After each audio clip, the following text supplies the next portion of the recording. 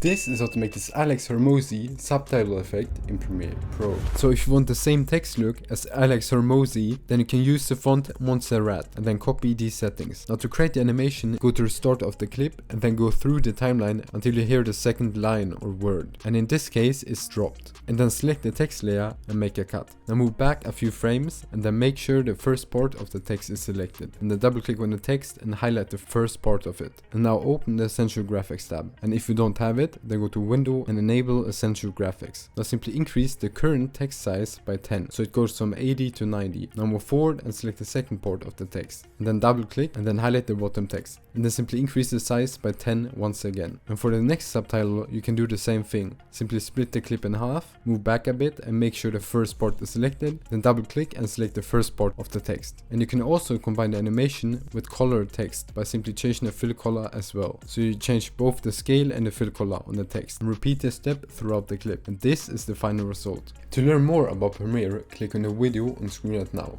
Now see you there.